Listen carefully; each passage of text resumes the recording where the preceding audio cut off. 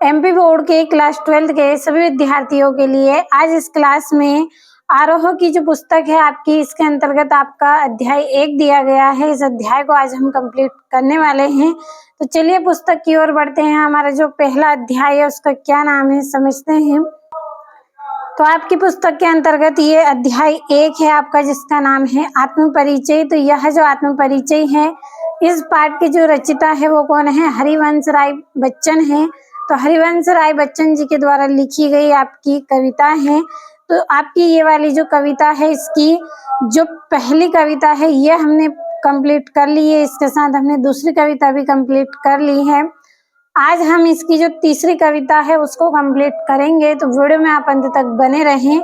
आज हम इनकी संदर्भ प्रसंग व्याख्या देखेंगे। एग्जाम के लिए बहुत ही इम्पोर्टेंट होती है, हर साल आपसे पूछी जाती है। और एक बात मैं आपको बताना चाहूंगी कि जो क्लास 12 है, इसमें जो इम्पोर्टेंट है वो क्वेश्चन भी हम पढ़ेंगे, जो अनइम्पोर्टेंट क्वेश्चन है उनको भी हम पढ़ेंगे।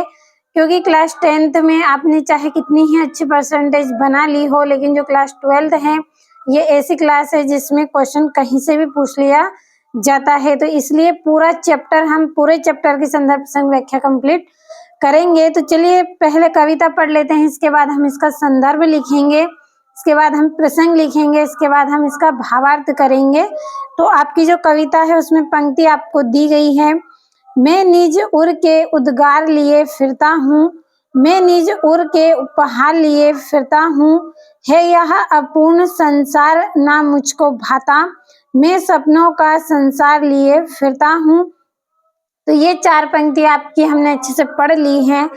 इसमें जो शब्द दिए गए हैं, इन शब्दों का हम अर्थ थोड़ा सा समझ लेते हैं कि यहाँ पे कौन से शब्द का क्या अर्थ निकल रहा है, ताकि आपको संदर्भ प्रसंग कंप्लीट करने में ज्यादा परेशानी ना हो, आसान भाषा में आप कंप्लीट कर सकें।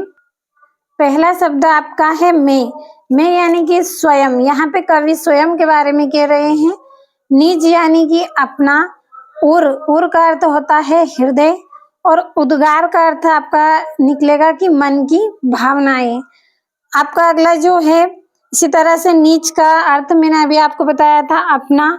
उर यानी कि हृदय, और उपहार का आपका यहाँ पे अर्थ निकलेगा अनमोल भेंट। उपहार जो हम किसी को देते हैं, गिफ्ट बोलते हैं, हम तोहफा देते हैं, वो वाला। तो अनमोल भेंट देना। अपूर्ण का मतलब रहेगा यानी कि अधूरा। अपूर्ण यानी कि अधूरा। संसार यानी कि यह जो संसार है। भाता का मतलब रहेगा यानी कि अच्छा लगना। यहाँ पे अर्थ इसका किस तरह से निकलेगा हम सब समझेंगे, केवल मैं आपको शब्दों का अर्थ यहाँ पे समझा रही हूँ। फिर यहाँ पे मैं शब्द आया है, मैं यानी कि स्वयं, कवि स्वयं की बात कर रहे हैं। सपनों का संसार यानी कि इनकी एक सपनों की जो दुनिया है, एक सपना है इनका। इस तरह से इसका अर्थ यहाँ पे निकला है। आदर्श एवं कल्पनाओं की एक दुनिया इन्होंने अलग बसाए रखी है। तो इन सब शब्दों का अर्थ मैंने आपको बता दिया है। आऊंगी तो चलिए इसका संदर्भ हम समझ लेते हैं। तो संदर्भ लिखने के लिए हमें 3 बातें याद होनी चाहिए। कौन कौन सी 3 बातें याद होनी चाहिए? पहले यहाँ पे हेडिंग हम डाल लेते हैं संदर्भ की।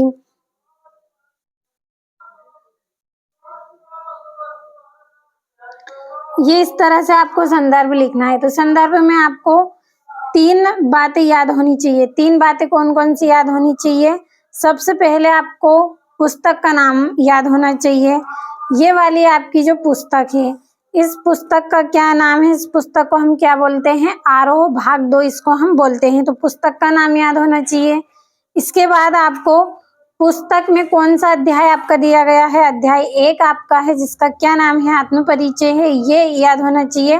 तीसरी बात आपको याद होनी चाहिए कि इसके रचिता कौन है। तो इसके जो रचिता है वो कौन है? मैंने आपको शुरू में ही इनके रचिता के बारे में बताया था कि इनके रचिता हरिवंश राय बच्चन है। तो 3 बातें आपको याद हो गई होगी। किताब का नाम याद होना चाहिए आपको। इसके बाद अध्याय 1 है उसका नाम याद होना चाहिए। इसके बाद इसकी जो रचिता हैं जिन्होंने इन कविता को लिखा है उनका नाम याद होना चाहिए। तो हम यहाँ पे संदर्भ में क्या लिखेंगे? हम यहाँ पे संदर्भ में लिखेंगे कि प्रस्तुत क्या है? ये कविताएं हैं। प्रस्तुत पंक्तियां, ये जो पंक्तियां हैं तो हम यहाँ पे लिखेंगे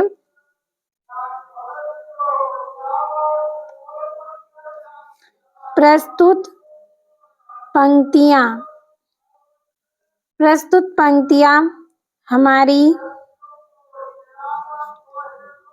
पाठ्य पुस्तक, आपकी पुस्तक का क्या नाम है? हमारी पाठ्य पुस्तक आरोह।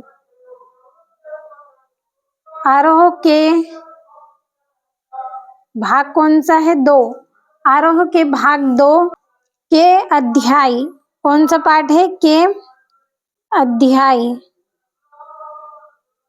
अध्याय कौन सा है आपका? 1, जिसका क्या नाम है? आत्मपरिचय।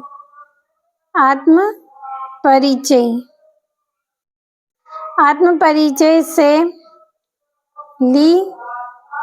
ली गई है। इसके जो रचयिता है वो कौन है? इसके रचयिता या फिर कवि, इसके कवि या इसके रचयिता कौन है?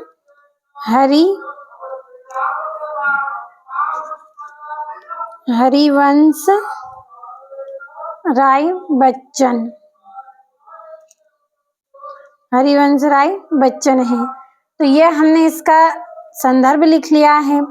अब प्रसंग हमें क्या लिखना है? तो प्रसंग हम बाद में लिखेंगे, पहले हम इसका भावार्थ लिखेंगे। तो संदर्भ आपको समझ में आया होगा कि प्रस्तुत पंक्तियां हमारी पाठ्य पुस्तक आरोह के भाग 2 के अध्याय 1 आत्मपरिचय से ली गई है। इसके रचयिता हरिवंश राय बच्चन है। अब इसका भावार्थ कर लेते हैं, इसके बाद हम इसका प्रसंग लिखेंगे। तो जो मैंने आपको शब्दार्थ बताए थे उनके आधार पर मैं पहले आपको यहाँ पे समझा देती हूँ। तो मेरे पास इसके नोट्स भी हैं, नोट्स भी आपको मिलेंगे। आप पूरा वीडियो लास्ट तक देखें तो यहाँ पे देख लीजिए, इस तरह से ये मैंने आपके लिए पूरे नोट्स भी इसके तैयार कर लिए हैं। लेकिन मैं आपको आसान भाषा में पहले समझाना चाहती हूँ, ताकि यदि आप जो नोट्स आपने बनाए हैं, जो याद किया है, वो यदि आप भूल जाते हैं तो आपको एग्जाम में किस तरह से इनका अर्थ निकालना है। तो मैं यानी कि कवि स्वयं की बात कह रहे हैं, ये मैंने आपको अभी बताया था। निज यानी कि अपना, उर यानी कि हृदय, उद्गार यानी कि मन की भावनाएं, और लिए फिरता हूँ यानी कि फिर रहे हैं ये। और इसी तरह से उपहार यानी कि एक भेंट है, अनमोल भेंट किसी को हम देते हैं। अपूर्ण का मतलब होता है अधूरा संसार, यानी कि यह जो जगत है मुझको ना भाता, मुझको यानी कि इनको अच्छा नहीं लग रहा है। और सपनों का यानी कि एक अपनी सपनों की इनकी दुनिया है। तो चलिए इसका पूरा जो अर्थ है वो क्या निकलता है। तो पूरा अर्थ इसका यहाँ पे इस तरह से आपका निकल रहा है कि कवि कहते हैं, कवि क्या कह रहे हैं कि वे अपने मन में या अपने हृदय की जो सच्ची भावनाएं हैं उनको ये लिए फिर रहे हैं। इनके जो अनमोल विचार हैं ये उनको अपने साथ लिए फिर रहे हैं, अपने मन में साथ लिए ये फिर रहे हैं। यह जो संसार है वो कैसा है? अपूर्ण है, यानी कि अधूरा है। बहुत सारे दोष हैं इस संसार में, लेकिन फिर भी क्या कर रहे हैं? ये इसमें फिर रहे हैं, इसमें ये रह रहे हैं, अपना जीवन यापन कर रहे हैं। इसलिए वे कवि क्या कर रहे हैं? केवल वास्तविक संसार तक सीमित नहीं है। ये जो संसार है, ये संसार कैसा है? अपूर्ण है, अधूरा है, इसमें बहुत सारे दोष हैं, लेकिन फिर भी कवि इसमें अपना जीवन यापन कर रहे हैं। तो कवि इसमें जीवन यापन कर रहे हैं, लेकिन इनका जो वास्तविक संसार है वो इस संसार तक ही सीमित नहीं है, ये इसमें ही सीमित नहीं है, बल्कि ये क्या कर रहे हैं? ये अपने मन में एक आदर्श और सुंदर स्वप्न बसाए रख रहे हैं। ये क्या कर रहे हैं? एक आदर्श यानी कि एक अच्छा और सुंदर सा एक स्वप्न लोग इन्होंने बसाया है। यही स्वप्न लोग क्या कर रहा है? इन्हें उच्च आदर्श और जीवन में आगे बढ़ने की प्रेरणा देता है। ये जो संसार है इसमें बहुत तरह के जो लोग हैं वो अपने अपनी सोच में रह रहे हैं, लेकिन कवि इन सब की तरह नहीं है, इन सब से ये अलग है।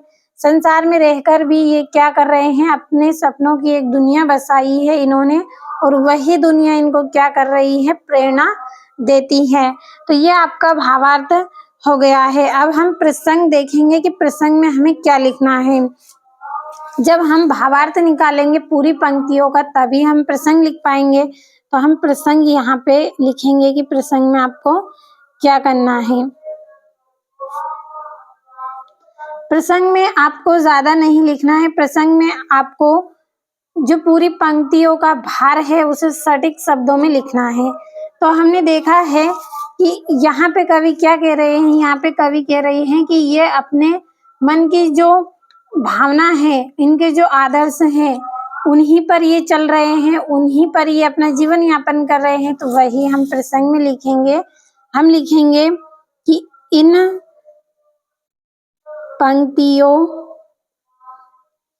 पंक्तियों में कवि क्या कर रहे हैं,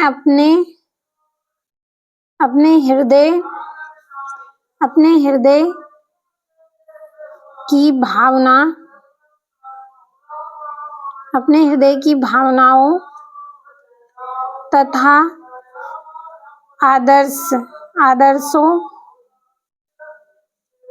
आदर्शों के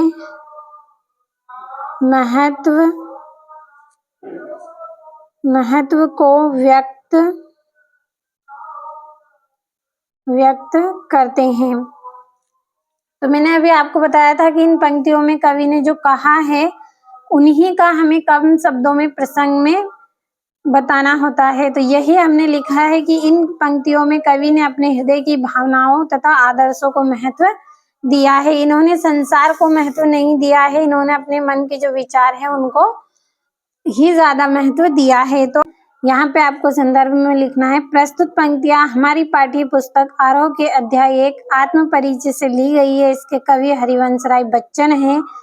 और यहाँ पे ये आपका भावार्थ है। कवि कहते हैं कि वे अपने हृदय की सच्ची भावनाओं और अनमोल विचारों को अपने साथ लेकर चलते हैं। उन्हें यह संसार अपूर्ण और दोषपूर्ण प्रतीत होता है, इसलिए वे केवल वास्तव संसार तक सीमित नहीं रहते हैं, बल्कि अपने मन में एक आदर्श और सुंदर स्वप्न लोक बसाए रखते हैं। यही स्वप्न और उच्च आदर्श उन्हें जीवन में आगे बढ़ने की प्रेरणा देते हैं। और ये यहाँ पे इसका प्रसंग है। इन पंक्तियों में कवि ने अपने हृदय की भावनाओं तथा आदर्शों के महत्व को व्यक्त किया है। तो आपको अच्छे से संदर्भ, प्रसंग और इसका भावार्थ समझ में आया होगा। आपको स्क्रीनशॉट के माध्यम से अपनी नोटबुक में नोट इनको कर लेना है। एग्जाम के लिए महत्वपूर्ण है, तो अच्छे से आप इनको कंप्लीट करें।